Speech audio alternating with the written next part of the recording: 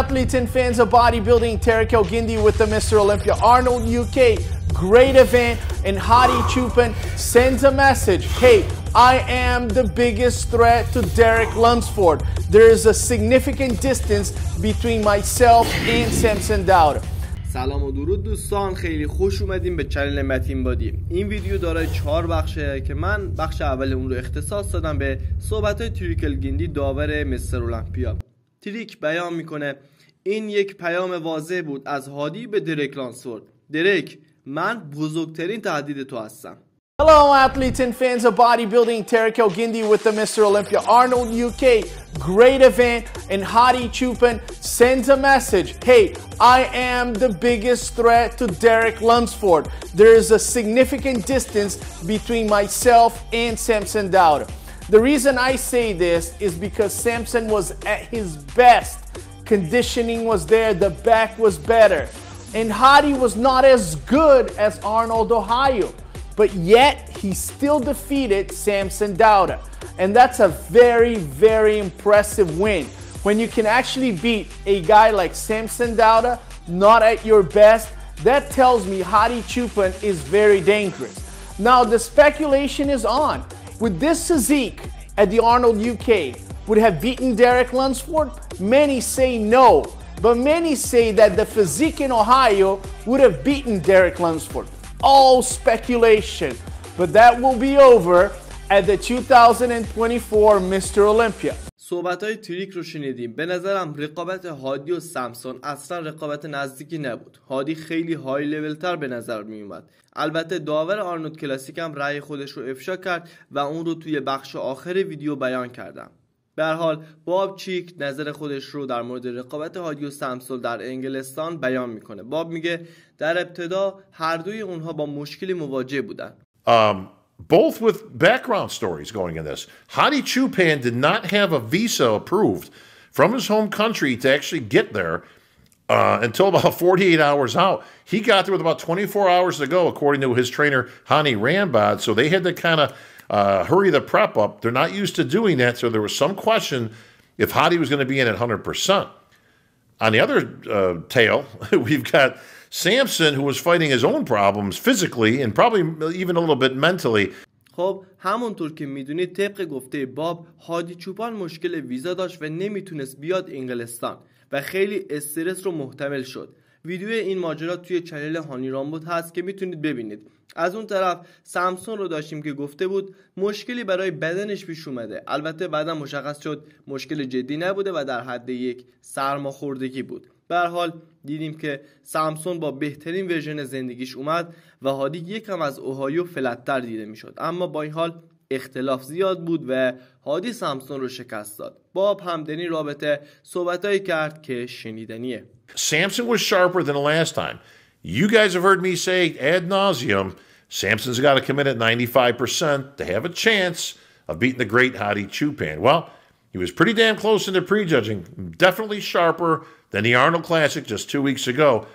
Hadi, on the other hand, came in just a little bit off. Now, off for Hadi has to be taken with a pinch of salt, okay? Because when you say off, well, it's off for him. It ain't off for anybody else. It would be very much on. But you could see he was just a little bit softer than normal, just a little bit off his game. And unfortunately for Samson, that would all change at the night show. Samson came back pretty much the same, but then started to fade a little bit. But Hadi actually got sharper as he kept going. With every successive round that Steve Weinberger called, Hadi got sharper and sharper and sharper.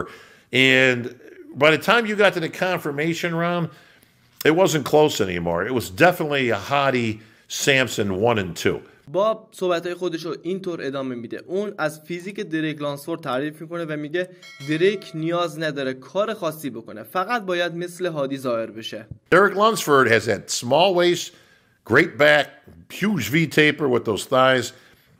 So he's got to be careful. He does not need to reinvent and do anything except show up like Hadi Choopan and has accustomed to be showing up. مثل هادی ظاهر شدن فقط با کلمات ممکنه. باید بگم مشکل اصلی رقبای هادی اینه که تمام اونها در کنار هادی فلت و بدون جزئیات دیده میشن. انگار بدنشون آب داره.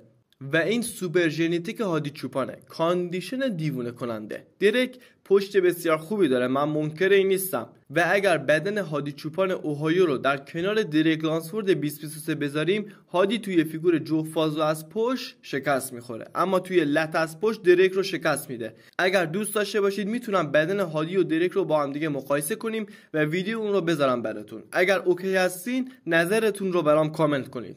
حالا که داریم صحبت میکنیم، هادی چوپان هم از بدن خودش رونمایی کرد. اولین چیزی که مجذوب اون شدم نحوه پوزینگ و فیگورگیری هادی بود. به شدت هادی روی فیگورهای خودش کنترل داره و میتونه خیلی زیبا اون رو اجرا کنه، مخصوصا توی فیگورهای پشت. ببینید اینجا هادی چقدر خوب روی فیگور سواره. یکم از آرنولد کلاسیک انگلستان فلت‌تر دیده میشه، چون دلیلش آزاد کردن رژیمه. هادی تا 1 ماه دیگه رژیم آزاد داره و به قول خودش بذارید یکم زندگی کنم و دوباره کامبک میزنه برای مسترالمپیا که تا 6 ماه دیگه قراره برگزار بشه. داور مسترالمپیا تایلر هم امتیازات هادی و سامسون رو افشا کرد.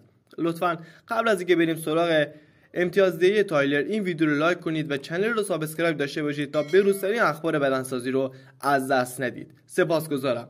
تایلر در ابتدا میگه من قراره مثل همیشه پوز با پوز اونا رو بررسی کنم، اما مسابقه فینال رو بررسی میکنم چون رقابت اونا واضح‌تر بود و خیلی بیشتر پیشرفت کرده بودن. Here we go, pose by pose. First pose up is the front double bicep. Now, this front double bicep on Friday, I definitely gave to Hadi. The conditioning and cuts and separation definitely made it lean towards him. He's also done an amazing job of making this pose become a strength for him. تایلر میگه توی فیگور جفت بازو از روبرو قطعاً هادی برنده است. هادی خیلی این فیگور رو خوب اجرا میکنه، مخصوصاً زمانی که وکیوم میکنه و این باعث میشه کمر هادی باریک به چشم بیاد. اما سامسون از نظر فلو و شیپ از هادی بهتره، ولی اون تفکیک و جزئیات عمیق عضلانی رو نداره. The next pose is the front lat spread. Now, I think the front lat spread is Hadi's weakest pose, and I think it's a pretty strong pose for Samson. Samson, you see the fullness in his arms and his shoulders, and especially his chest. He has a nice taper into a nice small waist. In this pose, you see that Hadi's waist is definitely wider.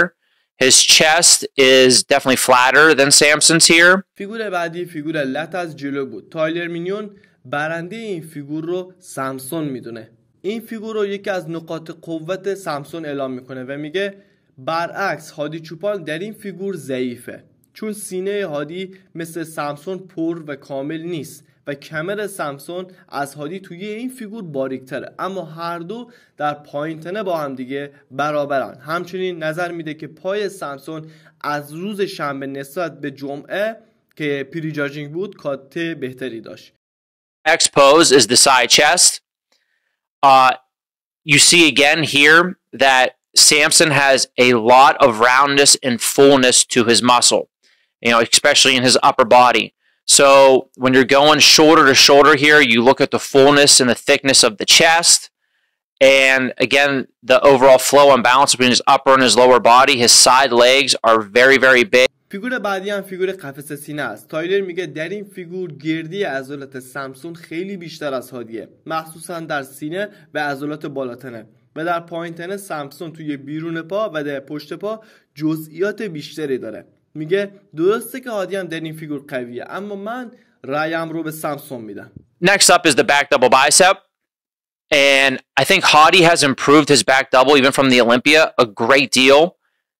It's really impressive, actually, to be training for this long and to make the kind of improvement that I think he's made to his back in a very, very short period of time. So, in this pose, I definitely give it to Hadi. He added more depth and detail to his back. I feel like his back even looks wider.